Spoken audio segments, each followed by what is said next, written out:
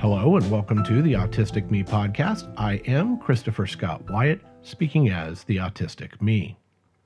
As some of you have noticed, the Autistic Me podcast did miss an episode in early October, and the blog has not been as active as in previous months and even as in previous years. Part of this has been my health struggles since my appointment began at the university. My first week at the university before classes began was very difficult. I have a pinched nerve in my lower back, which was exacerbated by the drive to and from campus. The drive is approximately a 1-hour drive, but being Western Pennsylvania, this includes winding roads and up and down various hills. Also, road construction and the wonderful potholes that you get in an area like this with heavy rains, ice, and snow have contributed to the back pain. The back pain has been treated with medication, and surgery was recommended by my physician at some point in the future. The back pain has been a problem most of my life. I do have scoliosis and was in a back brace for several years during junior high and high school. The back pain, though, was much more intense with the drive to and from campus. This could not have been easily anticipated, but it did make starting the job very difficult, and I did consider withdrawing my acceptance of the offer based on my pain tolerance, or in this case, intolerance. I do have a very high threshold for pain. Unfortunately, it's because I'm always in pain. The lower back was only the beginning. During the first few weeks of class, I tripped on a sidewalk that includes the accessibility ramp, which was deteriorating after years of salt and other chemicals during the cold weather, plus just the natural deterioration that we have thanks to the weather. I was pulling my handcart with my computer and supplies, tripped and fell into a handrail, leading to 2 bruised or hairline fractured ribs. For that, I had to go and have a scan. They did say that there was no serious breakage or fracture of the ribs, but that the pain would last several months, and indeed it has. So working through both lower back pain and the pain of the ribs was only the beginning, and that's made it very difficult to maintain my teaching schedule, the driving, and other activities that I enjoy, including time and activities with my children. The cracked ribs were then followed by bronchitis, and the bronchitis featured, unfortunately, blood in my coughing. That led to an emergency room visit, which led to yet more radiation, more scans, more tests, strep throat test, etc. They found acute bronchitis, which is not uncommon for me. I tend to have bronchitis once a year at least. And when I do get bronchitis, it becomes severe and painful. So I was coughing with sore ribs and a sore back, which obviously made everything even worse. This isn't to say that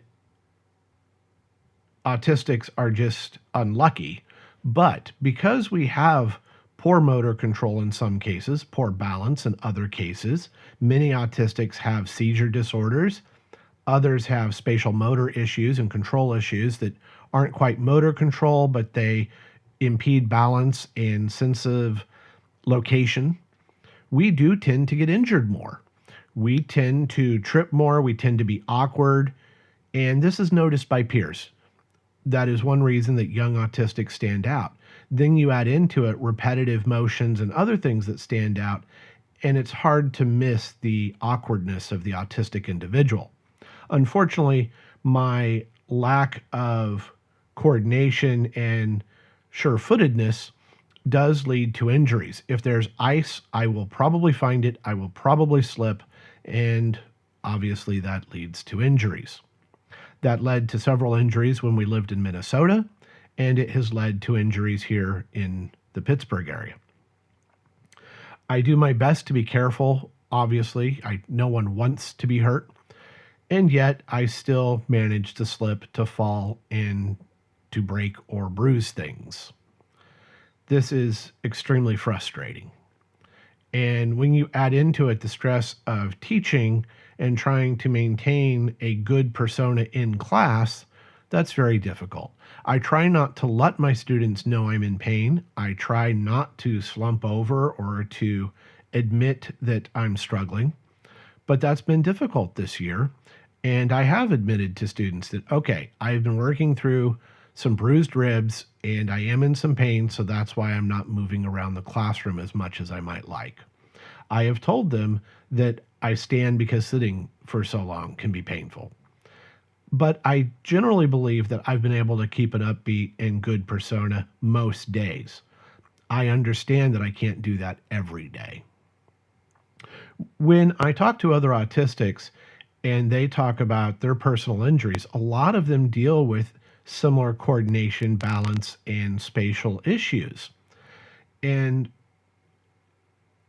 studies have suggested that autistic individuals, even those who are labeled as independent or higher functioning, again, I understand the complications of those phrases, but those of us who can communicate, do communicate, and have what others consider outward success, we still have shorter lifespans.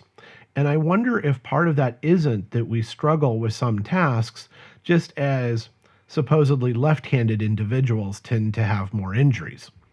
Now, of course, you could consider the fact that I'm autistic and left-handed. That must not add to the benefits of the statistical anomalies. I understand that I need to be more alert. I understand I need to be extra careful. And I am positive that my autistic colleagues and friends are as careful as they can be. And yet, many of them suffer minor injuries in the kitchen, in the bath, while walking.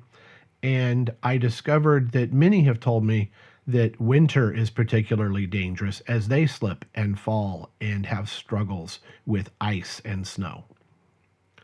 I don't know that we can come up with good solutions for this. And unfortunately, our health issues tend to stack on top of each other. They accumulate. The bad back certainly was leading me to pull a cart, and it was leading me to slump over a bit. Then when I did trip, I was already off balance, leading to hitting the rail, which then leads to the bruised ribs. Obviously, then these things contribute to each other. The other problem that I have, though, is sometimes I don't know that I'm injured because I'm trying to monitor these other inputs of pain that I live with. My wife and I have been discussing the development of ringing in her ears, which is a fairly new thing. We do believe we know the cause of that.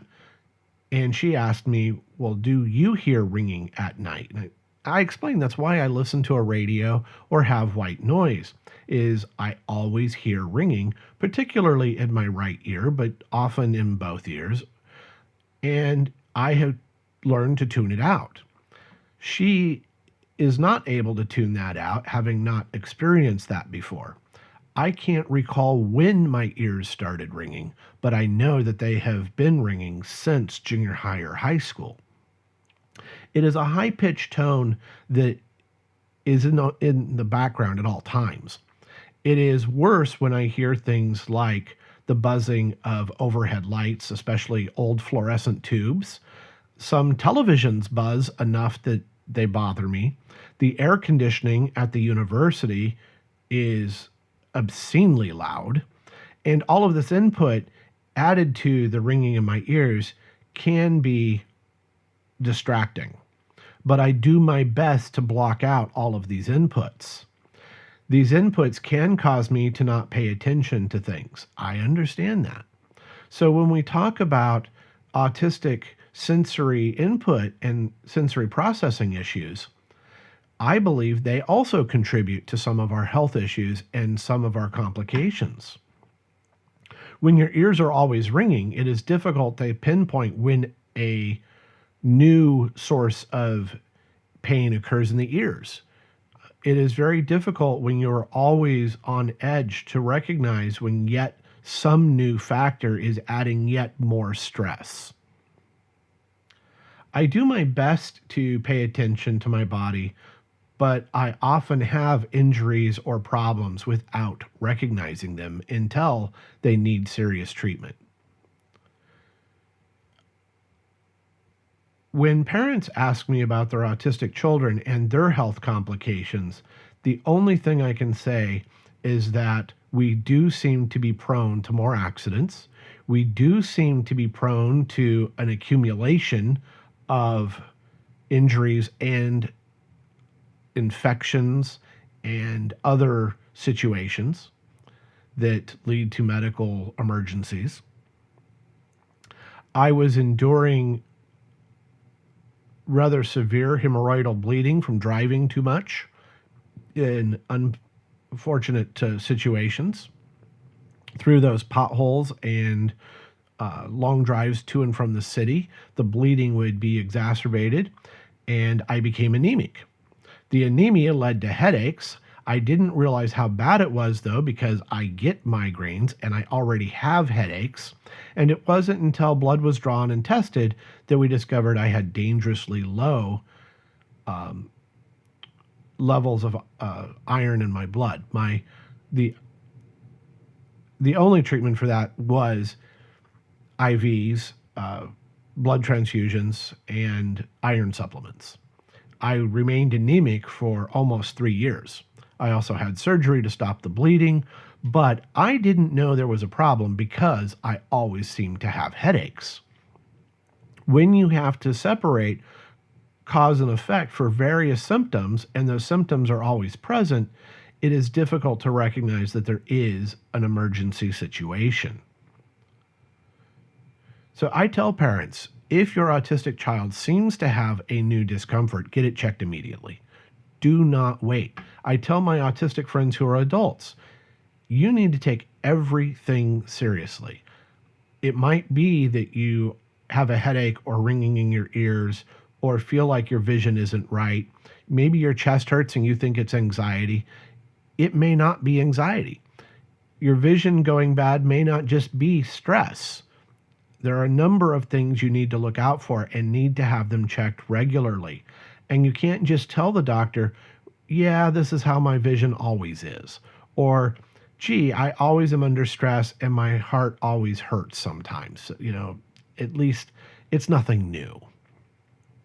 No, we need to take our health very seriously because we are not always the best readers of our own bodies.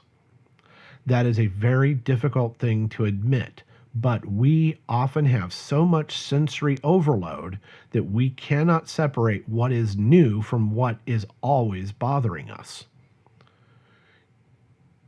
Go to a doctor, obviously, for your annual physical.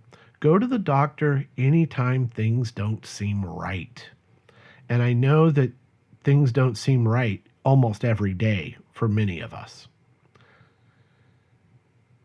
Unfortunately, I have discovered that when I'm starting to cough, it will probably be bronchitis.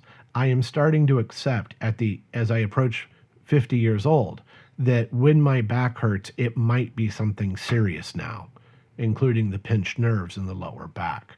I am starting to understand that when I am getting headaches, it could be from anemia. It could be from something other than just my normal migraines, and I should probably check with the doctor just in case.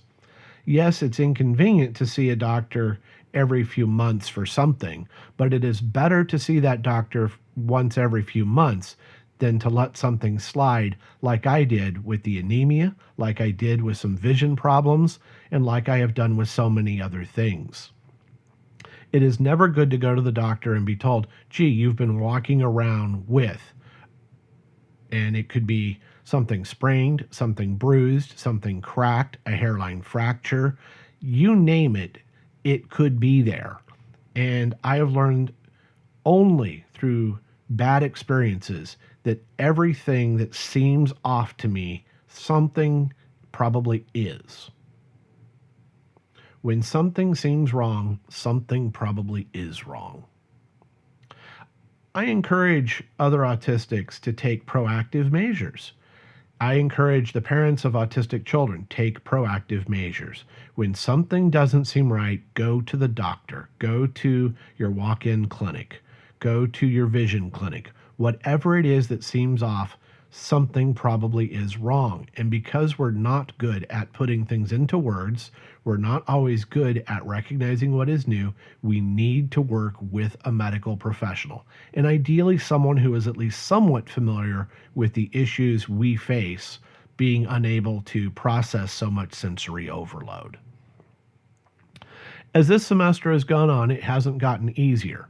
As I said, it started with a pinched nerve in my back, moved on to the bruised ribs, and it has gone on to the bronchitis and recently some other health issues.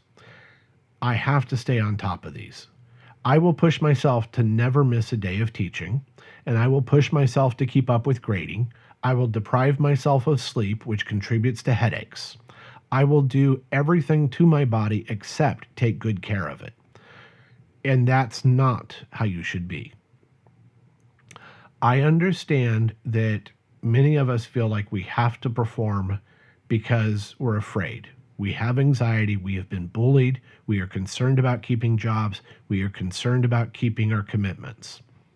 By pushing myself so hard this semester to handle 108 students, 27 per class, with all of the grading that is required, the feedback that's required, I have deprived myself of sleep. I have deprived myself of exercise, and I have even deprived myself of a good, regular diet. I don't always eat lunch. I don't always eat breakfast. I have not been maintaining my morning and evening exercise routines, and all of these things can contribute to bad health. I do it because I'm afraid of not making a good impression at work. I understand that I am very afraid of letting my family down, of letting my coworkers down, and of letting myself down. And yet, if I have a medical emergency, all of that pushing will have actually been the cause of a failure. As I reflect on what it's like to be the autistic me, those traits that impinge on being a normal individual, whatever that means, the traits that cause the most difficulty are those that interfere with my health. I can understand wanting to be alone. I'm okay with being an introvert. I don't mind being in my own office. The social skills, they bother me, but nothing bothers me as much as going to the doctor time and time again for an injury that I should have been able to get treated sooner with less pain. It bothers me that I'm not always aware of my body and the signals it's trying to send to me. I had to be coughing up blood to recognize that I had bronchitis once again. It should not have reached that point, but because I had bruised ribs, I wasn't able to recognize I had pain in my lungs again. That's not good. That is not healthy. I should have recognized that I wasn't well, and I should have sought help before I needed the Z-Pak and the other treatments. Speaking as the autistic me, I beg you, take good care of yourself, because in the end, pushing hard to be a success can cost you everything. This has been the Autistic Me podcast. I am Christopher Scott Wyatt, and I look forward to our next podcast. Thank you for listening.